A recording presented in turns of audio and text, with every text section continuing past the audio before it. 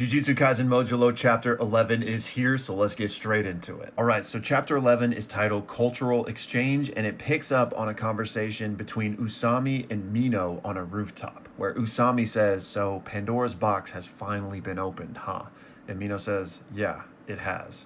And Usami says, "Their spaceship is powered by cursed energy." And Mino says, "The research exploring cursed energy as a new energy source is still ongoing, but converting it into energy sources other than jujutsu techniques is so inefficient that the research has been kind of stalled." And Usami says, "Yes, but if the public is made aware that the mothership Nonox is powered by cursed energy, and if we can receive that energy conversion technology from the Simorians," and Mino kind of completes his thought and says, "It would lead to the first revolution in energy since cursed energy became public knowledge around 70 years ago. But at that same time, the hunt for the Japanese who possess cursed energy will be on the rise again.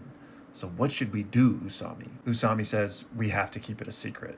And Mino says, "Are you serious?" And Usami says, "Even with the ICPPED in place, which that stands for the International Convention in Protection of All Persons from Enforced Disappearance." Usami says, "That information should not be shared with other countries until various international issues and laws are resolved. We must enter into a non-disclosure agreement with the Simorians. That's why I want to build as close of a relationship as possible with them at this dinner party." And Mino says, "What about a political marriage between the Japanese and the Simorians?" And Usami looks at him and is like, "What era do you think we're in, Mino?" And Mino's like, "Sorry, I was only joking." And Usami says, "But if we could earn a favor from them, that'd be even better. I'd like to come away from this negotiation with tangible results that'll serve us both going forward." And it's at that moment that Mino gets a phone call coming through. We then see that it's Yuka on the other end of the line, and she says, "It's Yuka! We've decided on a takopa for the dinner party." And we see that her, Maru, Cross, and Tsurugi are all still preparing for this, and they're all kind of eating. And she says, "Cross and Maru are finishing up the taste test. So, we'd like to ask if you could secure some high-quality octopus for us." Mino looks at Usami, and Usami goes, "Yeah, I heard her. I know a guy." We then just cut to the beach and a beach house where we see this cool looking old dude rocking the Hawaiian shirt. And we see that Tsurugi and Maru have once again partnered up for this little side quest. And this old guy says, "How many tentacles does an octopus have?"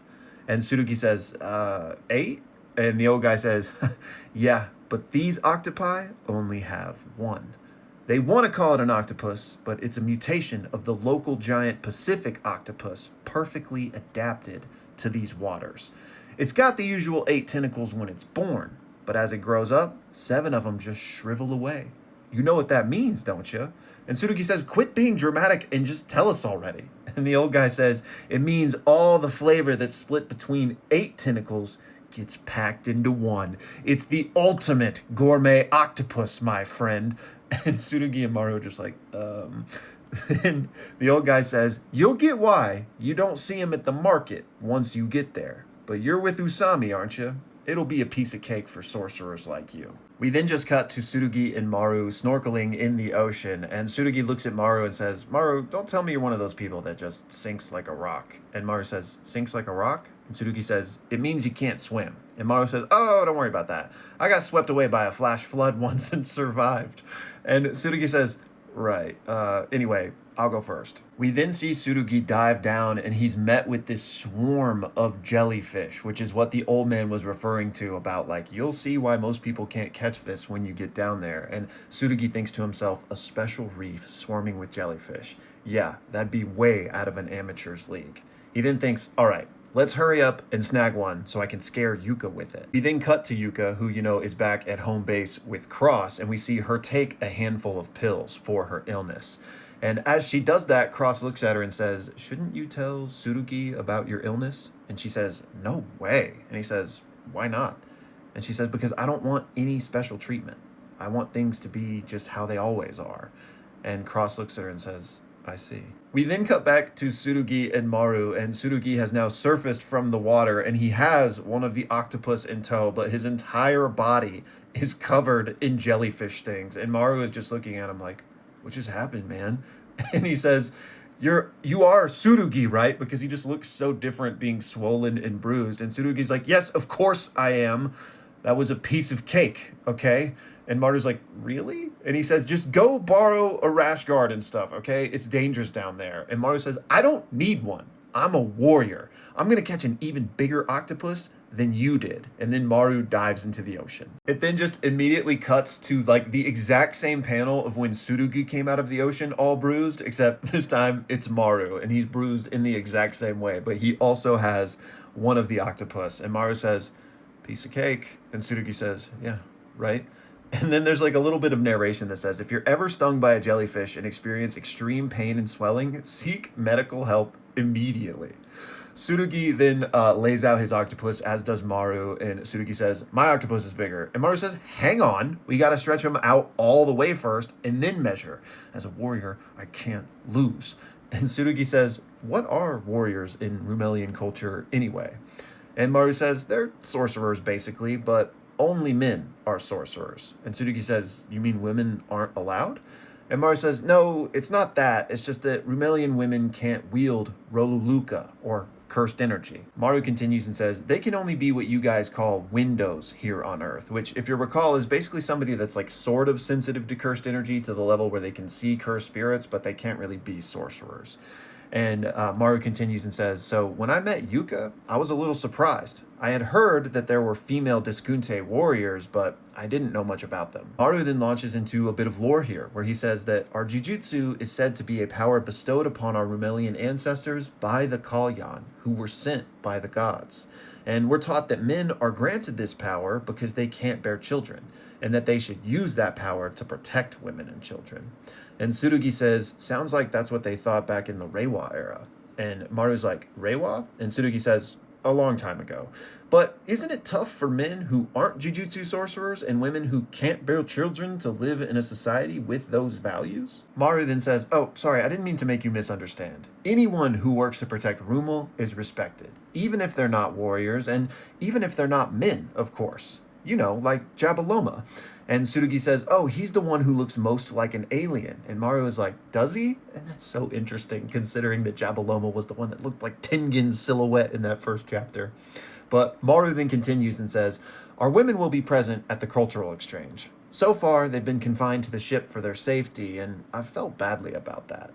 And Tsurugi says, it's not just being overprotective, but downright patriarchal, huh? But I get it, though. And then we have a quick flashback of Tsurugi and Yuka as kids where he's holding his little sister's hand. So like seemingly he's thinking back to that.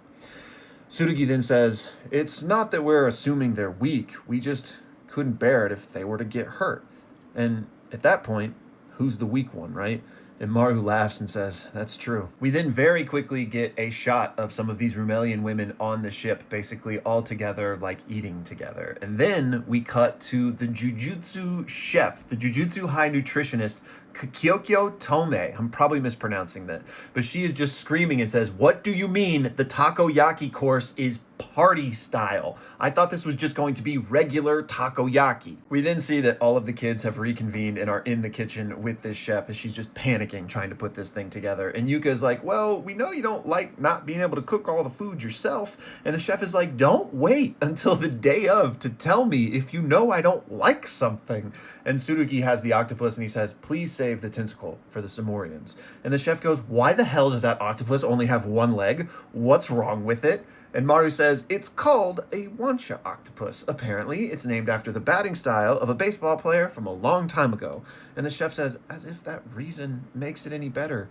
Maybe it's this kid who's not okay. We then cut to the dinner party itself, which is already underway with officials from both nations present here. And so we have Usami having a conversation with Jabaloma, and we're picking up like in the middle of this. So Usami says kind of questioningly, do we have a way to break the curse that was put on Representative Dabra's younger sister?